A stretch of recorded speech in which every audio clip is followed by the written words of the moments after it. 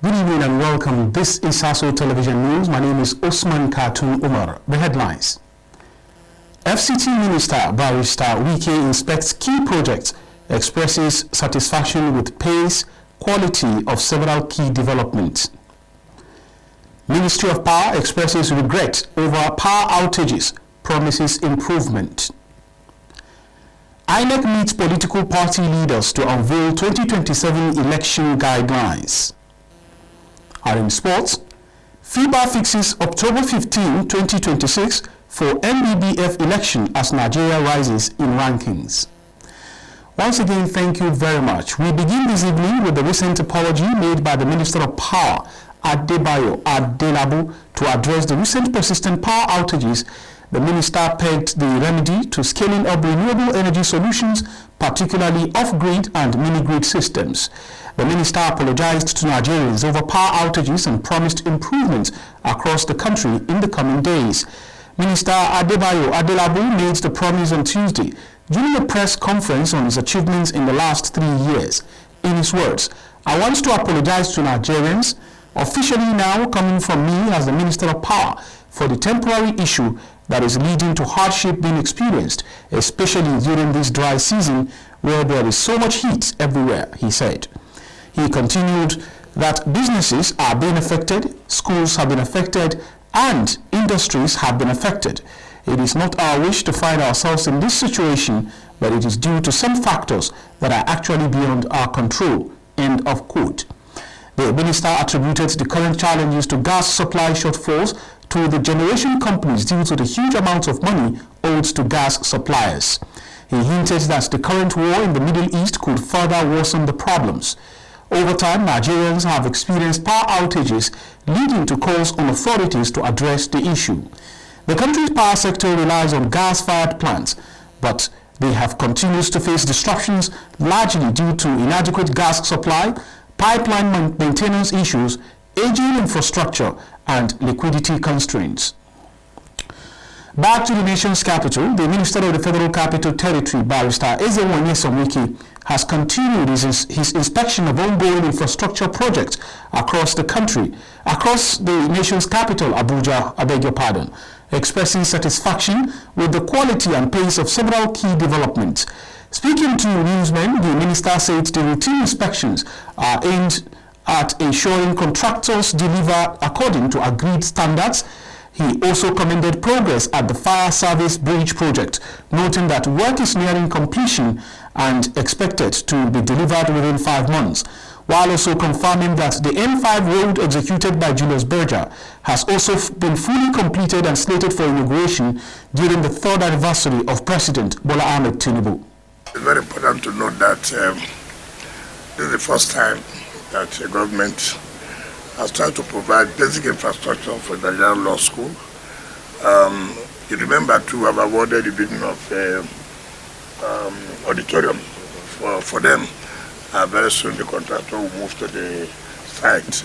So I'm sure that the Nigerian Law School will be happy that accommodation has been provided for the students.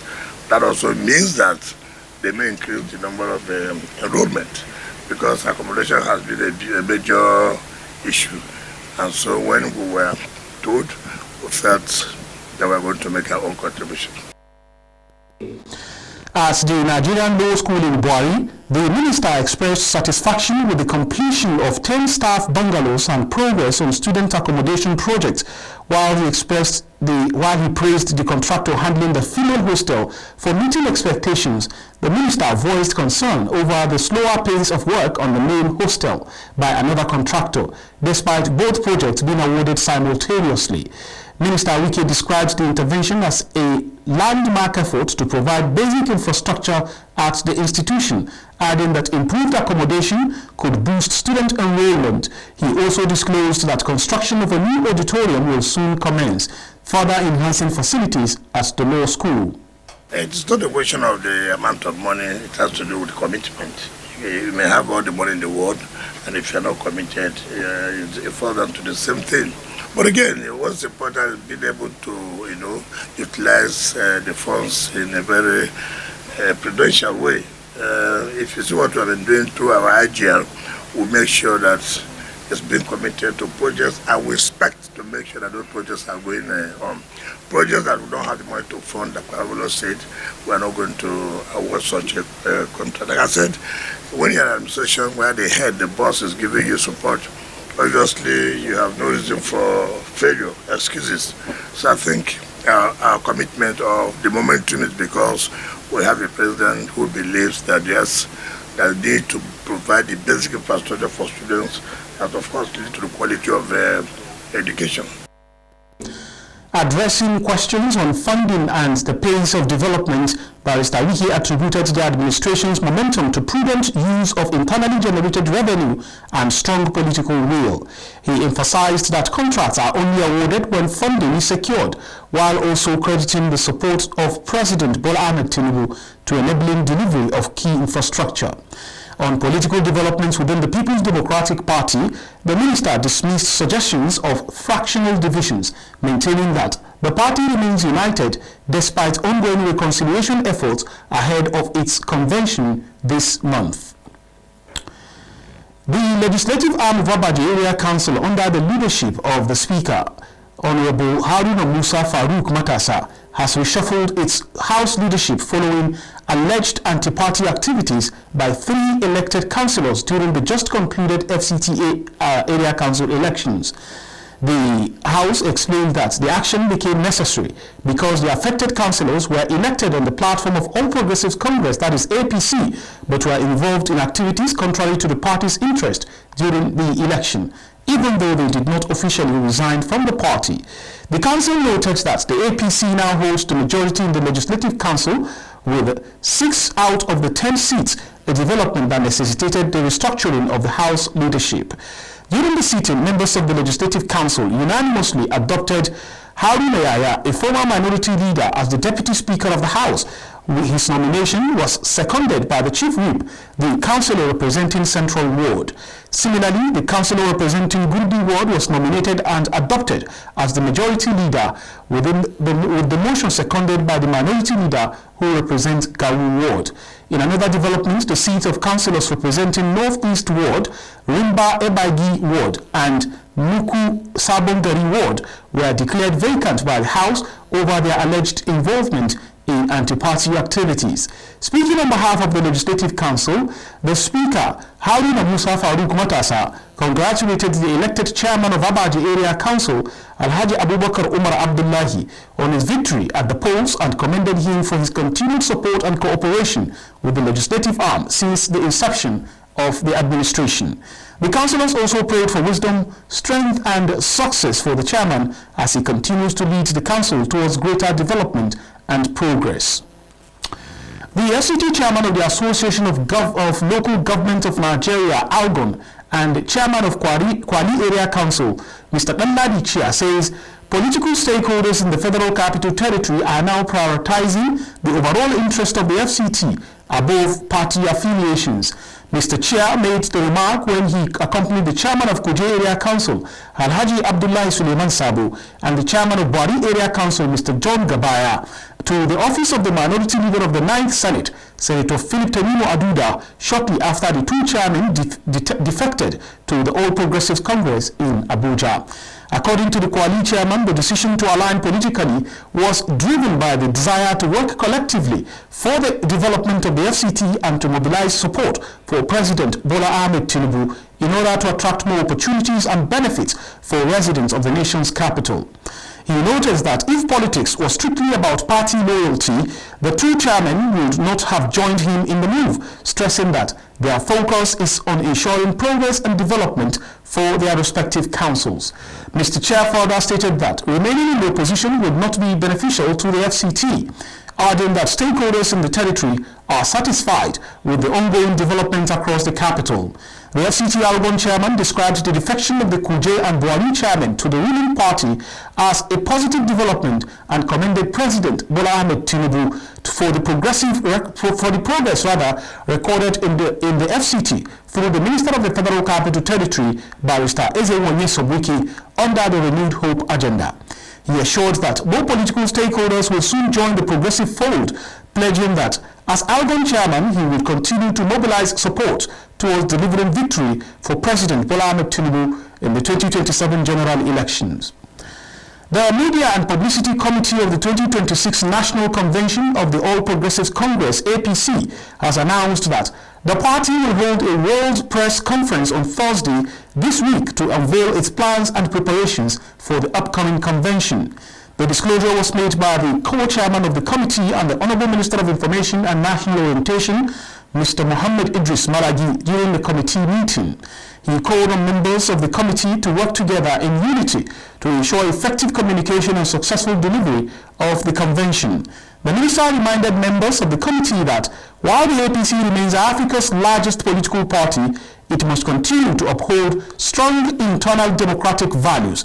He noted that the forthcoming convention, scheduled for March 27 to 28, 2026 in Abuja, represents an important milestone for the party as it continues to strengthen its internal structures and democratic progress.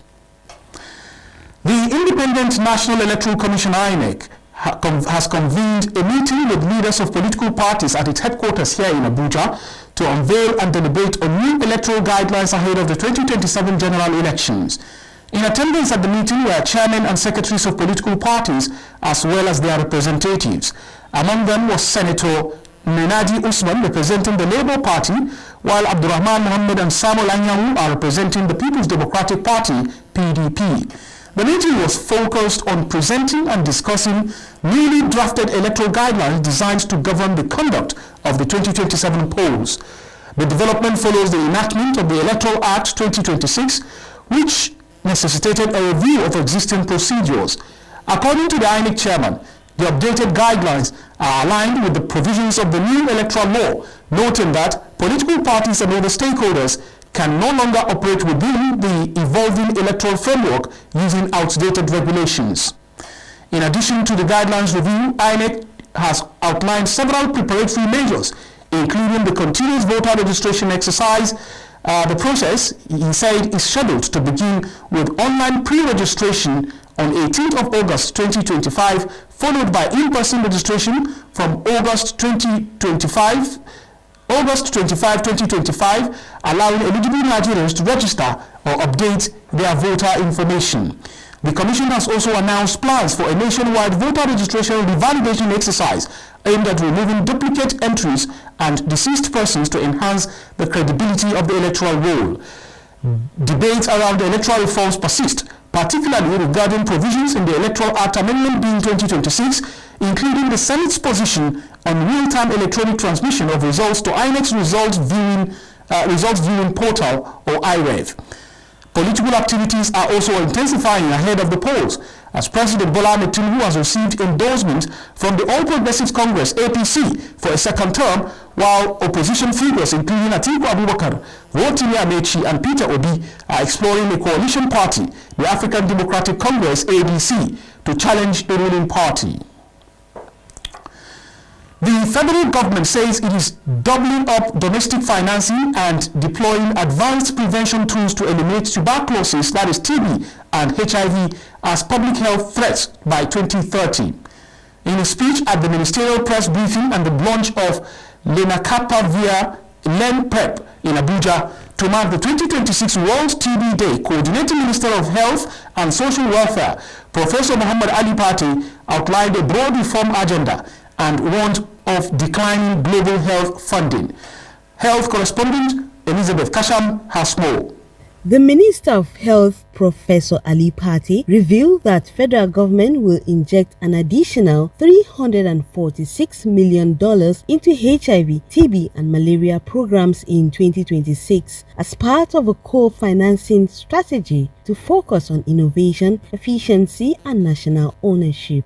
In the context of this major bilateral funder, I'm just pleased to say that the co-financing for 2026 in relation to this large program, which supports HIV, TB, malaria, and other strategic investments, is almost $346 million additional. And His Excellency President has already directed the Budget Office of the Federation to ensure that it's captured in 2026 budget. That means that some of the commodity costs, the laboratory surveillance costs, the reagents, primary health care, expansion of financial protection should be included. And that budget is on the way. We hope that it will be concluded in a way that ensures that it is there as directed by the President. The minister highlighted the launch of lenacapavir, a long-acting injectable for HIV prevention, as a critical additional to Nigeria's collection. The twice-yearly injection offers a more convenient alternative to daily oral drugs, particularly for individuals facing stigma or difficulty adhering to routine medication. Also speaking, the Minister of State for Health and Social Welfare, Dr. Isaac Salako, said the Nigeria's TB response has recorded significant gains, with case notification rising from 138,591 in 2020 to 440,000 in 2025, the highest on record. This achievement is the result of strategically expanding our diagnostic networks, especially our Gene Expert network, which increased from 32 machines in 2012 to 527 today. YTB True NAT capacity also grew from 39 units in 2013 to 372 as at today. Treatment success also remained high at 94%, reflecting the dedication of our health workforce and the efficacy of TB medicines. The government also launched the MAP TB application, a digital accountability platform aimed at tracking commitment and enabling real-time coordination among stakeholders. Elizabeth Kasham, ASO Television News. You're watching ASO Television News. Remember, you can watch us live on DSTV channel 392, also on StarTimes TV channel 127, and on Free TV channel 507. We are also on the YouTube band on channel 38. Still ahead in the news, federal government launches national single window to modernize trade, improve efficiency across the economy. Stay with us. We'll be back after this short break. Some things don't arrive. They've always been. Not for a day, for all of time. Until quietly something shifts. Moving from someday to now. Women are not honored in time. They are woven through it, shaping every story, every voice, every breath. We are because she is, and because tomorrow they will be. The National Youth Service Corps, NYSC, has dismissed as false and misleading a publication alleging that corps members are exposed to danger and subject to a so-called ransom clause, describing the report as unfounded and alarmist. The scheme, in a statement made available to newsmen in Abuja, clarified that there is no provision of any ransom clause in the NYSC Act or its bylaws, urging the public to disregard the claim entirely. NYSC also expressed sympathy over the unfortunate incident involving Musa Usman Abba, but explained that he is not a serving corps member, having completed his national service in 2023, making attempts to link the incident to the scheme inaccurate. The management reiterated that the welfare and safety of corps members remain a top priority, noting that all corps members are covered by life insurance under a long-standing agreement with Capital Express Assurance Limited. According to the scheme, it has spent over 500 million naira on urgent medical interventions for corps members in the last 5 years and continued to work closely with security agencies to ensure safe orientation deployment. NYSC therefore urged media practitioners and the public to verify information before publication, warning that the spread of fake news undermines national institutions and erodes public trust. The Federal Road Safety Corps, FRSC, has confirmed a fatal road crash along the Challenge Gate axis in Bere, Ibadan, Oyo State. The Corps spokesperson, Corps Commander Felicia Kalu, said the incident, which occurred on Tuesday afternoon, involved a tanker and 5 tricycles, with a total of 11 people affected. FRSC reports that 2 persons lost their lives, while 3 others sustained injuries and were taken to nearby hospitals for treatment. According to preliminary findings, the crash was caused by excessive speeding after the tanker driver reportedly lost control, leading to a multiple collision. FRSC operatives responded swiftly by rescuing victims and clearing the scene to restore traffic flow. Reacting to the incident, Corps Marshal Shehu Mohammed warned motorists against overspeeding, describing it as a major cause of fatal crashes in Nigeria. He urged drivers, especially operators of heavy-duty vehicles, to maintain safe speeds and prioritize safety over haste, stressing that no journey is worth the loss of lives. The Minister of Finance and Coordinating Minister of the Economy, Mr. Wale Odun, on Tuesday led the launch of Nigeria's National Single Window in Lagos, a flagship reform to modernize trade, reduce costs, and improve efficiency across the economy. The plan government agencies into a single digital system, streamlining import and export processes, reducing delays, and lowering the cost of doing business. The minister further stated that, according to a statement posted on the X handle, that the process will ease trade, improve competitiveness, and support economic growth. He also noted that ongoing upgrades to port infrastructure will be critical to ensuring that digital gains translate into real economic impact. The National Single Window forms part of a broader reform agenda to build a more competitive and investment-ready Nigerian economy. Human rights advocates have called on Nigerians to continue to show support for civil society organizations, particularly those committed to guaranteeing access to justice, as the task of nation building cannot be left to the government alone. These values and more were emphasized at the inauguration of Mofem Virtual Note Initiative, a non-governmental organization with a mission to provide free legal services to inmates of Nigerian correctional centers. Daniel Obi reports. Speaking through his representative, the chairman of the occasion, Engineer Usaini Aderemi, applauded the vision behind the initiative, stating that such selfless undertaking for the sake of humanity should be emulated by all. The vision behind this initiative is in line with the renewed hope agenda of the President of Nigeria, President Bola Ahmed Tinubu, which prioritizes human capital development, youth empowerment, and progress in Nigeria. Such NGOs as this one act as a bridge that connects the vision of the government with the people of Nigeria. In their separate remarks, the keynote speaker, Dr. Salome Eferemo, and Chief BC Akonde, represented by Chief Ayobami Afolabi as Father of the Day, eulogized the enviable strides of the convener in breaking barriers and carving a niche for herself in her choosing career. As we reflect on initiatives such as the Mofem Virtual Notes Initiative, we are reminded that sustainable change does not begin with policy alone. It begins with people who are willing to build others, to strengthen institutions, to restore dignity to the vulnerable. The major thing I see about her is that she believed in what life of the JCI could. I was a JCI when I was watching, and that was service to humanity is the best form of life. Thank you for the service. Speaking with the press, the event convener, Barrister Yetunde Esther Akerele, spoke about her passion for reaching out to the less privileged of the society. Me and my team, yes, we have this skill, and from our resources for now, and of course for all times, whatever is given, we are going to have to it to be able to execute projects, to be able to help people, not to go to court and look at how it turned out to be. Two big chambers in this land are ready to partner out. So whenever we have cases like that, we just push it to them. Pro bono. The highlight of the event was the launch of the book Man Up, Take Responsibility, written by the event convener, Barrister Yetunde Akerele. Daniel Obi, ASO Television News.